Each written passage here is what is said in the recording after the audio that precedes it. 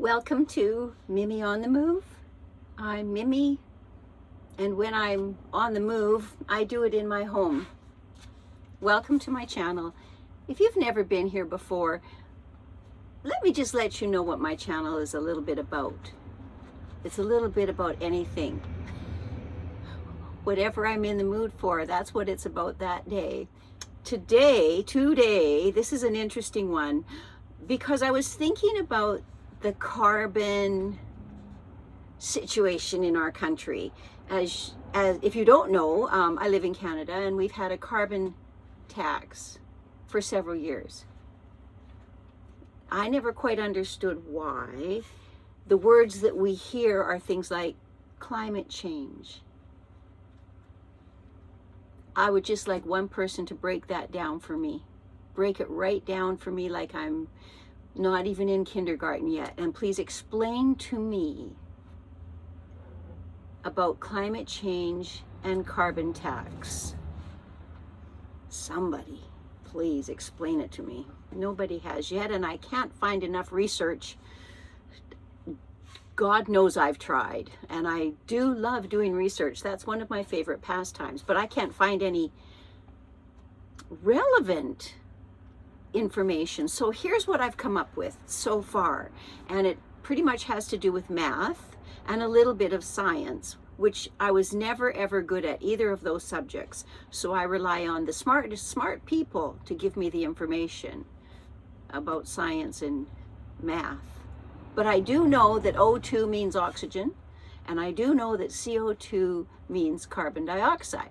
I also know that plants and trees, things we grow, require carbon dioxide. I also know that living, breathing beings like ourselves and animals and whatnot require oxygen. And there's a trade-off there. So, basic science. When we inhale the air, what do we keep? Yes, we keep the oxygen. What do we get rid of when we exhale? The carbon dioxide. Now, let's just talk about trees today. Trees require carbon dioxide to exist. Mother Nature intended on that trade-off. We would keep the oxygen, get rid of the carbon dioxide, which we give to the trees and growing things, and in reverse, the trees and growing things give us the oxygen because they don't want it. So, before I get into it, let me just preface this little talk with one tree absorbs 48 pounds of carbon dioxide each year. That's one tree, 48 pounds of carbon dioxide per year. Now, I've checked this all out. Canada currently has approximately, give or take a few, 318 billion trees needing the carbon dioxide. Now, how did I find that out? Who was out there counting the trees? I ask you. Wasn't me, and it wasn't the tree planters either, although they do know, the government knows how many trees they plant. Well, let me tell you how I found out. I went to the Government of Canada website, which you can find so much information on. Any subject you want to know about our environment, you can find it on the Government of Canada website. And the particular area that I went to, which I'm telling you so you can go there, I don't want you to believe me. You can if you want to, because I'm telling you what the Government of Canada is telling us. Or you can go figure it out for yourself, right? Do either one. You're going to come up with the same story. The article is called, How Much Forest Does Canada Have? Annual Report 2024. Okay, so it's pretty current. I made a few notes. So let's say this. So one tree absorbs 48 pounds of carbon dioxide per year. Canada has 318, give or take, billion trees. That means 15.3 trillion pounds of carbon dioxide is cleaned up in Canada per year. How is it cleaned up? The trees absorb it. They need it. Let me say that one more time because I know sometimes those numbers are really hard to grasp. 15.3 trillion pounds of carbon dioxide is cleaned up in Canada each year by the 318 billion trees in Canada. So how much carbon dioxide is produced in Canada per year? Carbon dioxide from you, your home, the cows farting, because that's what they tell us. We've got to get rid of the cows and get fake meat because the cows are farting and we're getting climate change from it. Okay. How much carbon dioxide is produced in Canada? Well, it's 598 million tons. Okay. Let's go back to those numbers again. Canada has 318 billion trees. That means that there is 15.3 trillion pounds of carbon dioxide is cleaned up in Canada each year, which equals 7.6 billion tons of carbon dioxide per year. So how much carbon dioxide is produced in Canada per year? Well, 598 million tons. So if 7.6 billion tons of carbon dioxide per year is cleaned up in Canada, but Canada is only producing 598 million tons, let's put it simply, forget the numbers. I wrote it down so it makes even better sense. Canada cleans almost 13 times more carbon dioxide than it produces. Our country is not having a carbon dioxide, oh, there goes, just a sec. Okay. Our country does not have a carbon dioxide. We clean up 13 times more carbon dioxide than we produce. Does that make sense? So help me then make sense of why do we have carbon tax? If we're not producing carbon dioxide to an excess where it's detrimental to our environment, in fact, we're way under, it's a negative balance, why are we being charged carbon tax?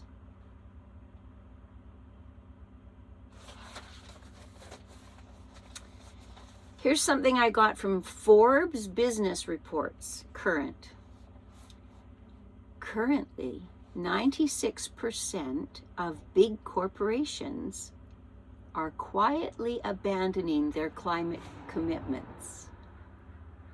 Why do you think 96% of big corporations are quietly abandoning their climate commitments? Maybe it's a political thing that they got involved in those commitments. Just saying, maybe it is. And, well, maybe they're realizing that they're wasting their money because we're not having a carbon dioxide issue in Canada. We don't have excess carbon production. We're in the other direction, in the negative. So we've also been told, if any of us were listening, we were told, and we have been told for decades, that carbon is considered to be a pollutant. The current global average concentration of carbon dioxide in the atmosphere is 421 parts per million. And that's of May 2022. Let's put that in perspective. The amount of global average concentration of CO2 in the atmosphere is about the same as one fart in a football stadium.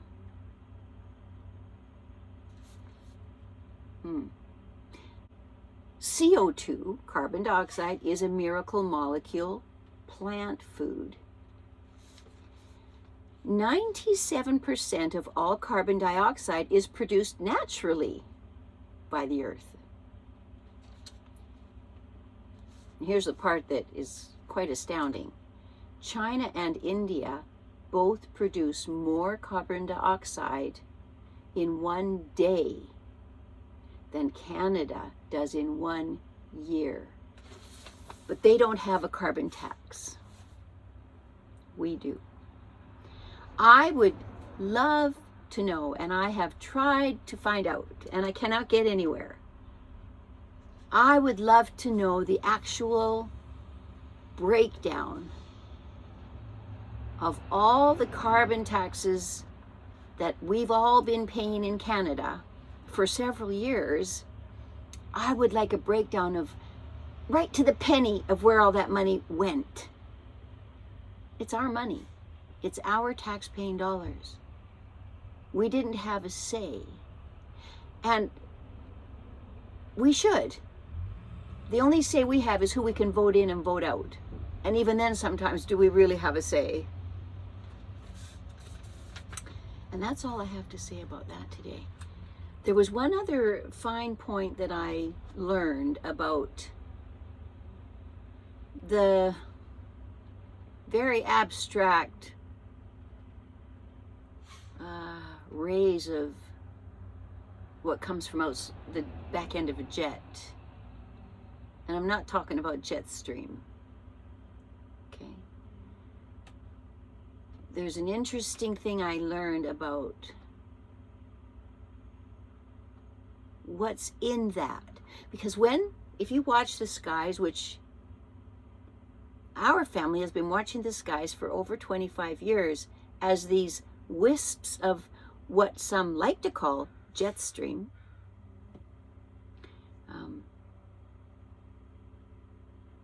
We've been watching it for 25 years, and it's been increasingly rampant everywhere. There are three major chemical components in the product that comes out of the jet stream. One moment. Okay, so if you look up the name Doug Mastriano, so that's Doug, Mastriano, he has done research, and I am not going to go into it today, but this is just a little preview of where I'm going to go on a future video. Here is what 3 of the chemicals are that comes out of the end of jets up in the sky in very interesting patterns if you were to look up there one day. I don't know if this is going to come through backwards or not for you, but what it says is aluminum, barium, and strontium. And I'm probably saying strontium wrong. I'm going to do a deep dive into those 3 chemicals. Well, in fact, I already have, but I don't want to make this video too long. But let me just give you a teaser. Aluminum. Oh, by the way, when those jet streams go across our sky in these very interesting patterns, they don't dissipate like what a normal passenger carrying jet stream does. It dissipates. It's just cloud, poof, gone. This stuff does not dissipate. It in fact spreads a layer, and eventually all those layers connect, and then you have one incredibly big layer between us and whatever is above that layer. That has to go somewhere, and let me tell you, it's not going up. It's coming down. That we know.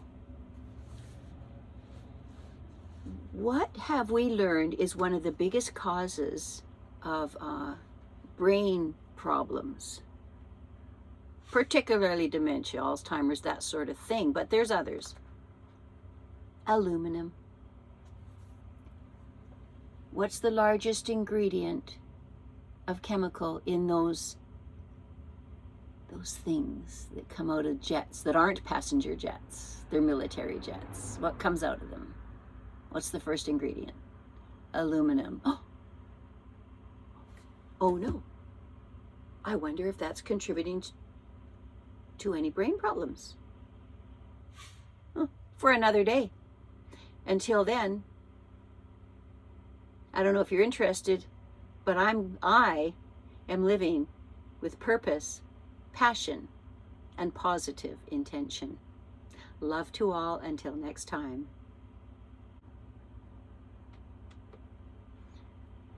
Those are not clouds, my friends. Those are not clouds. And those things will spread, spread, spread until there's a layer between us and that beautiful blue sky above it. Food for thought.